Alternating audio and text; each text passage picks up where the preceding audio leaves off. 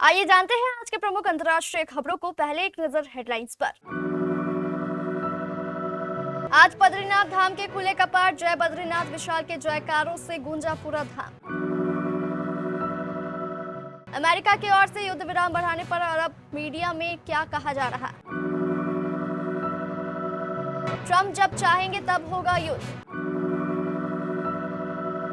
Trump ने महिला प्रदर्शनकारियों की फांसी रद्द करने के लिए ईरान की सराहना की।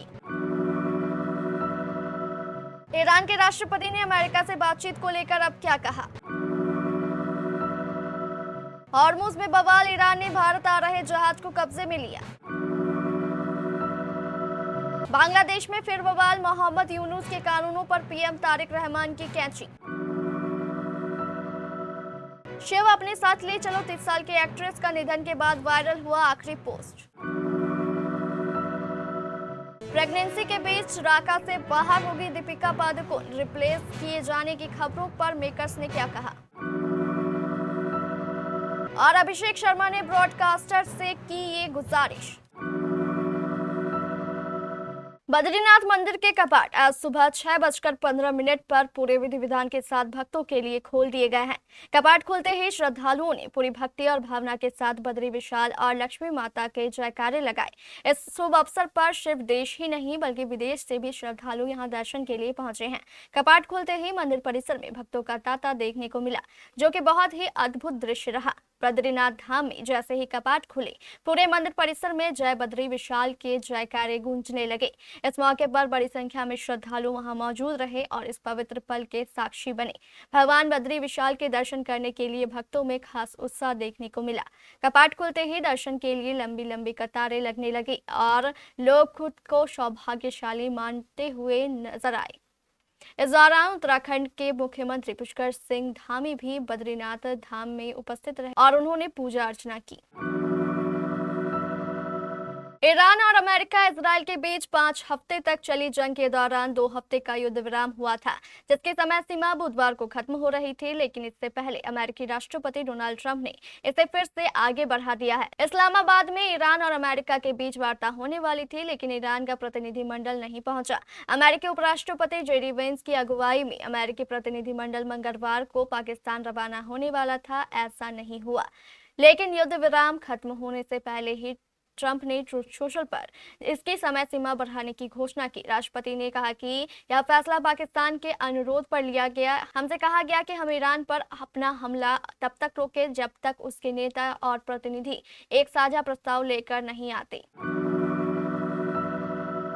अमेरिका ने साफ कर दिया है कि पश्चिम एशिया में ईरान के साथ संघर्ष कब तक चलेगा, इसको लेकर राष्ट्रपति डोनाल्ड ट्रंप खुद फैसला करेंगे। इस मामले में ट्रंप ने कोई टाइमलाइन तय नहीं की है, लेकिन संघर्ष का अंत अमेरिकी राष्ट्रपति के हितों और वहां के लोगों की भलाई के आधार पर तय होगा।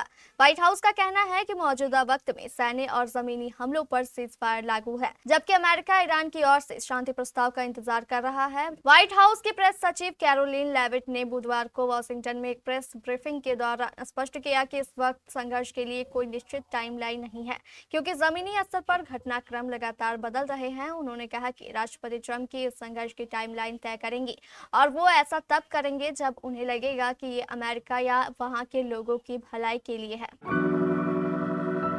अमेरिकी राष्ट्रपति डोनाल्ड ट्रंप ने कहा कि जिन 8 ईरानी महिला प्रदर्शनकारियों को फांसी दी जानी थी, अब उन्हें फांसी नहीं दी जाएगी। हालांकि ईरान ने साफ किया है कि इन महिलाओं को फांसी देने का कोई इरादा नहीं था। डोनाल्ड ट्रंप ने सोशल प्लेटफॉर्म पर लिखा, बहुत अच्छी खबर आ रही है, मुझे बताया गया है कि इन सभी 8 महिला प्रदर्शनकारियों को नहीं मारा जाएगा। 4 को तो फौरन रिहा कर दिया जाएगा और बाकी 4 को 1 महीने तक जेल में रहना होगा। मैं ईरान और उनके नेताओं की इस बात के लिए सराहना करता हूं कि उन्होंने अमेरिकी राष्ट्रपति होने के नाते मेरी अपील मानकर इन महिलाओं की फांसी की सजा रद्द कर दी है। ट्रंप ने मंगलवार को ईरानी शासन से इन महिलाओं के बारे में पूछा था और लिखा था कि उनकी रिहाई हमारी बातचीत की अच्छी शुरुआत होगी। ईरान के राष्ट्रपति मसूद पेजेश्कियान ने कहा कि ईरान बातचीत का स्वागत करता है, लेकिन इसमें धमकियां रुकावट बन रही है। मसूद पेजेश्कियान ने यह बात ऐसे समय में कही है जब अमेरिका दूसरे दौर की वार्ता चाहता है। ईरानी राष्ट्रपति ने सोशल मीडिया प्लेटफॉर्म एक्स पर लिखा, ईरान बातचीत और समझौते का स्वागत करता है और आगे भी करता रहेगा। वादों का तोड़ना, रोक लगाना और धमकियां बातचीत में सबसे बड़ी रुकावट है। उन्होंने लिखा, दुनिया आपकी यानी अमेरिका कभी न खत्म होने वाली दोहरी बातें, दावे और कामों के बीच का फर्क देख रही है। गौरतलब है कि इस्लामाबाद में होने वाली बातचीत रद्द हो गई थी क्योंकि ईरान ने इसमें दिलचस्पी नहीं दिखाई थी। हॉर्मुज़ जलडब्रू मध्य में अचानक बवाल मच गया है। ईरान की इस्लामिक रेवोल्यूशनरी गार्ड कॉर्प्स ने 2 बड़े कार्गो जहाजों को जब्त कर लिया है, जिसमें से एक भारत की ओर जा रहा था।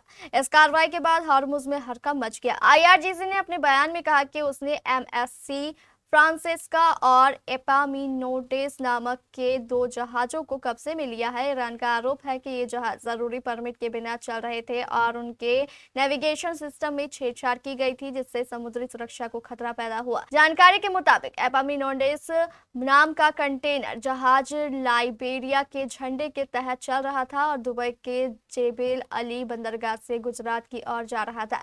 यानी यह जहाज सीधे भारत की तरफ बढ़ रहा था, लेकिन हॉर्मुज़ में ही उसे रोक दिया गया।